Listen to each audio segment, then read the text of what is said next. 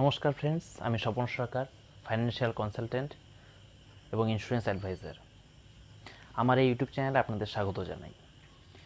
আমি ছোটো করে নিজে একটু ইন্ট্রোডাকশন দিয়ে নেই। আমি ওয়েস্ট বেঙ্গলের কোচবিহার ডিস্ট্রিক্টের একটা ছোটো জায়গায় বানেশ্বর থেকে বিলং করি। এই চ্যানেলটা স্টার্ট করার মেন উদ্দেশ্য হলো আপনাদের বেটার ফাইন্যান্সিয়াল প্ল্যানিং করে দেওয়া এবং ইন্স্যুরেন্স রিলেটেড বিভিন্ন রকম ইনফরমেশান এবং সব ধরনের আপডেট আপনাদেরকে দেওয়া। চলুন বন্ধুরা, তাহলে সময় নষ্ট না করে কাজের কথায় আসা যাক।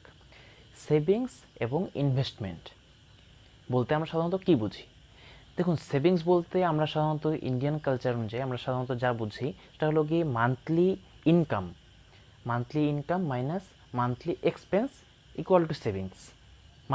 মানে হচ্ছে আমরা মাসে যত টাকা আয় করি তার থেকে সারা মাসের খরচা করে তারপর যা অবশিষ্ট থাকে, যদি কিছু অবশিষ্ট থাকে তাহলে আমরা তা সঞ্চয় করি। কিন্তু অ্যাকচুয়াল অর্থে আমরা সেভিংসের ডেফিনেশন বলতে কী বুঝি? অ্যাকচুয়াল অর্থে আমরা সেভিংসের ডেফিনেশন বলতে বুঝি monthly income minus savings equal to expense.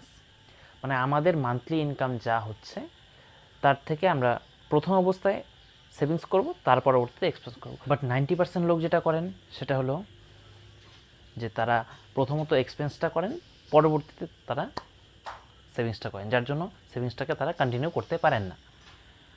এবার আসা যাক আমাদের কতটুকু সেভিংস করা প্রয়োজন।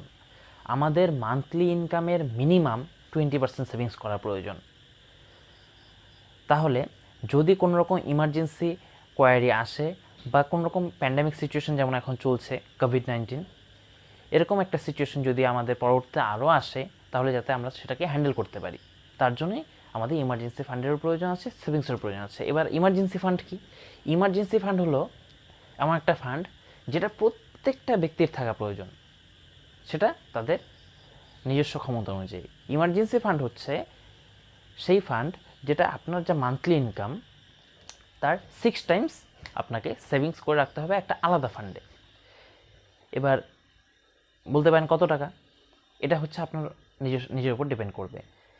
আপনার মান্থলি ইনকাম যত হবে তার 6 টাইমস, মানে আপনার মান্থলি ইনকাম যদি 20,000 টাকা হয় তাহলে তার 6 টাইমস মানে 1,20,000 টাকা। যদি আপনার মান্থলি ইনকাম 50,000 টাকা হয় তাহলে তার 6 টাইম মানে 3 লক্ষ টাকা আপনাকে আলাদা করে ইমার্জেন্সি ফান্ডের জন্য রাখতে হবে। যদি এমন কোনো সিচুয়েশন আসে, যেমন এখন আমরা করোনা পরিস্থিতির মধ্যে দিয়ে যাচ্ছি, যদিও এখন পরিস্থিতি যথেষ্ট স্বাভাবিক, কিন্তু গত বছর মার্চে যখন 23 তারিখে লকডাউন ঘোষণা হলো, তখন আমরা যেরকম পরিস্থিতির মধ্যে দিয়ে যাচ্ছিলাম, সেই পরিস্থিতিতে যদি আমাদের কাছে ইমার্জেন্সি ফান্ডের ব্যবস্থাটা না থাকতো সবার কাছে, আমি জানি সবার কাছে সেই ব্যবস্থা করা ছিল না, যার জন্য আপনাদের অনেক প্রবলেম ফেস করতে হয়েছে।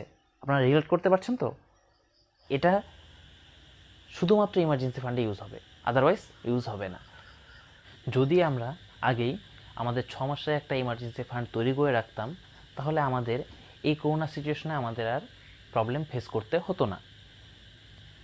তো আপনারা এখন যেভাবেই হোক একটা ইমার্জেন্সি ফান্ড অবশ্যই ক্রিয়েট করে রাখবেন, যাতে ভবিষ্যতে যদি আরও কোনো দিন কোনো রকম প্যান্ডামিক সিচুয়েশন আসে বা কোনো রকম ইমার্জেন্সি আসে তাহলে যাতে আপনারা সেটাকে ইউজ করতে পারেন, সেটাকে যাতে সঠিকভাবে ইমপ্লিমেন্ট করতে পারেন।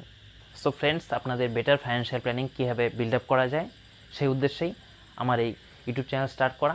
আপনাদের লাইফে সামান্য কন্ট্রিবিউট করতে পারলে আমি নিজেকে ধন্য বলে মনে করব। সো আমার দেওয়া তথ্য যদি আপনাদের সামান্য কাজে বলে মনে হয় তাহলে চ্যানেলটাকে অতি অবশ্যই সাবস্ক্রাইব করবেন এবং আপনার সেই প্রিয় মানুষটাকেও সেই সুযোগটা করে দেবেন, যাতে সেও তার লাইফে প্রপার ফাইন্যান্সিয়াল প্ল্যানিং করতে পারেন। আর ভিডিওটা কেমন লাগলো কমেন্টে অবশ্যই লিখবেন। যদি কোনো কোশ্চেন থাকে সেটা কমেন্টে করতে পারেন। নমস্কার।